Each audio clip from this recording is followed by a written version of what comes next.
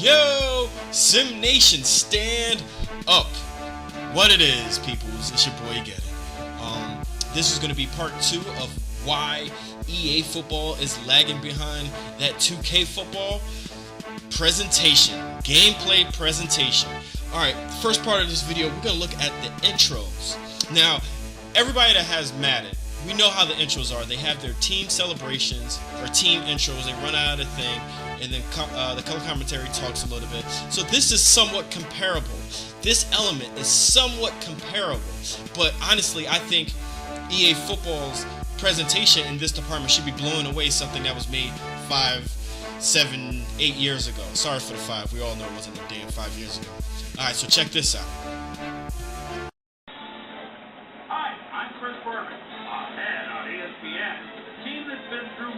And downs recently than the cyclone at Coney Island. Are the New York football giants on the rise, or is it free fall time in the Big Apple? Chicago Bears, New York Giants. It's go time. And look at all the happy tailgaters as they get set to cheer for the hometown team. Hi, and welcome to Giant Stadium. I'm Dan Stevens. With me, my colleague, Peter O'Keefe. Peter, this game features a big-time matchup between an elite wide receiver and a defensive back who's one of the best in the league. That's right, Dan. You've got to figure they'll be seeing a lot of one another today. Amani Toomer, he's a very gifted receiver. He's an exact route runner, and that's crucial for an effective offense because it allows the quarterback to scan his receivers quickly and effectively.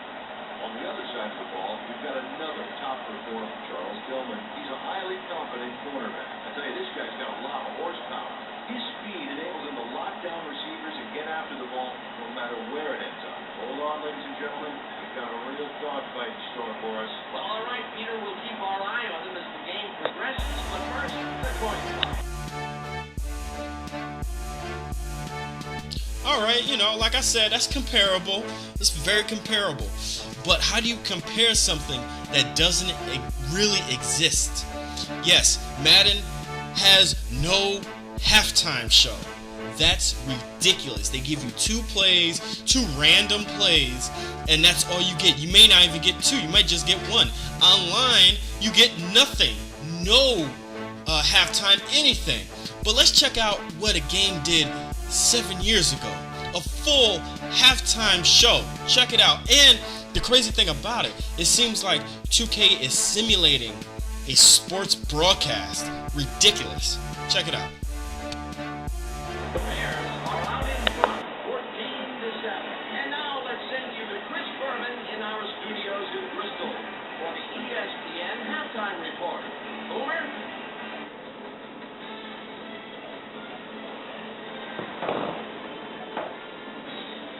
Okay, Jano, we'll get back to you guys in a moment. Welcome, everybody, to the ESPN halftime show. I'm Chris Berman. Now we'll look at our halftime comparison. And as you can see, Tony yards definitely tell the story thus far. The Giants should be way ahead on the scoreboard, but somehow they've let their opponent hang with them. See if they can change things in the second half. We'll pick up the action midway through the first quarter. Lance Briggs comes up big here as this ball's out. And he's in the right spot for the recovery.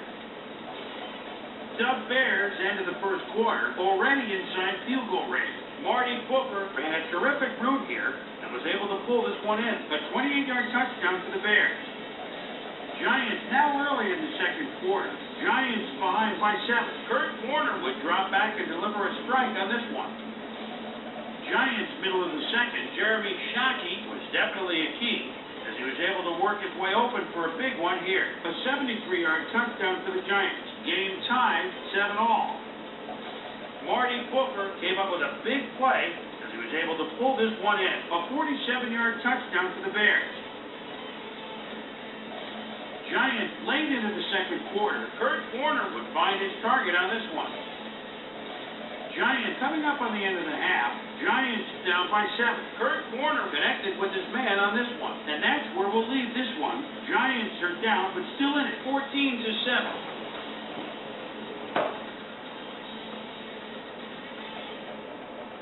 And as far as my halftime hero, well, there's really no contest. Marty Booker has played like a man possessed.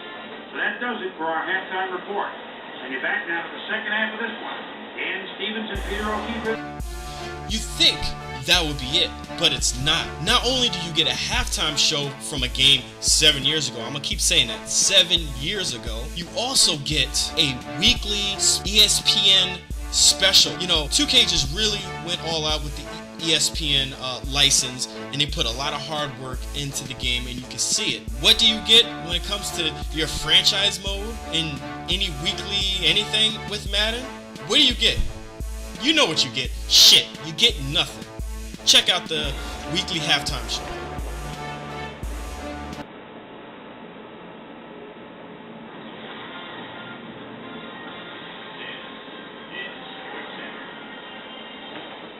Hi, Chris Berman. Well, let's get straight to the action. In our first game this week, we had the Buccaneers walk away with a 6-point victory. Mo Williams hauled in over 150 yards receiving and helped his Vikings beat the Steelers. In the gentle climes of the Carolinas, we had the Panthers win by a comfortable margin. Up at Lambeau Field, we had the Packers come away with a 7-point win. Bears, Giants. Away with this, Jeremy Shockey came up with a huge play here as they cover a lot of real estate on this one. The Bears go on to win this by the final score of 14-7.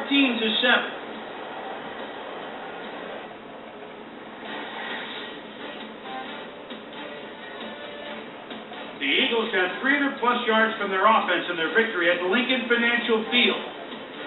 The Cowboys won on the road and will head into their bye week on a high note.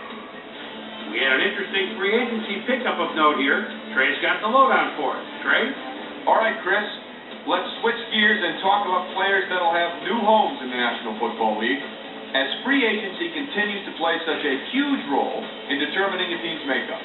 Griffin will be moving on from his current address, and he gets a pretty good deal to do it. 3 years, $3.1 million. Ellis Wims will also have a new address for a while as he signs a 4-year contract with the Raiders. Chad Bradsky will be on the move. You see it there. He'll be getting a nice little payday, too. 4 years, $6.2 million, plus a $1.2 million signing bonus. Ricky Williams will also be locked up for a while as he signs a healthy 6-year contract with the Rams. Rams, Broncos. He signs a Tatum Bell, such a tough runner. Split the backfield at the 35-yard line, and look at him stiff-arm that defender, and it opens up the hole for a touchdown. The Broncos win this one by the final score of 31-27. In San Diego, right by Coronado Bay, we had the Chargers end up on the right side of an 11-point game. James Thrash hauled in over 150 yards receiving and helped his Redskins beat the Jaguars. Up at Giant Stadium, we had again win this one to the tune of 13 points. Chiefs, Titans. Team number 23 is inside his own 20. Gets the handoff, goes off right tackle. The defense must have been fast asleep. The midfield, the 40, the 30, the 20, the 10, the 5, 82 yards. The Chiefs go on to win this by the final score of 28-20. We had a big injury in this one, and Trey has the lowdown for us. Trey? All right, Chris, thanks. Luckily, we had a relatively injury-free week, which makes my job just that much easier. Dexter McCleon sticks out on this list as one of the more costly injuries. He's suffering from symptoms of a concussion, and he'll be out for 12 weeks. So that'll do it for now. Chris, let's send it back to you. And in our final game, we had the Lions come away victorious. So, 2 weeks into the books here at ESPN, here's my prime time performers for week number 2, and each is going to get a game ball. That'll do it, sports fans. I'm Chris Berman, and thanks so much for joining us here in the Bristol studio. We'll see you next week right here on ESPN, the worldwide leader in sports. Now, I'm showing you this because I'm comparing a lot of elements to EA football games that are still presently made to past 2K games that can't be touched really. You can't really mess around with it. You can, but not so much. Yes, I know presentation or intros or halftime shows or weekly shows don't mean nothing to the gameplay. But this type of quality adds to the experience. You get way more immersed the more a developer puts into their own work, their own craft. You get way more immersed. You actually honor how much work they actually put in to their games once you see it. That's why EA fanboys be like, oh, what are you arguing about? It's just a game. Yeah, because that's how EA is making their games. It's just a game. It's nothing else. It's not special.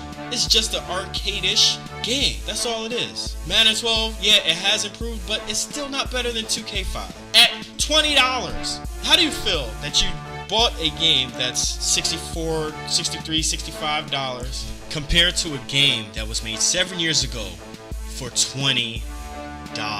You've been watching The Sim Standard. Your boy Gettin', and I'm out of here.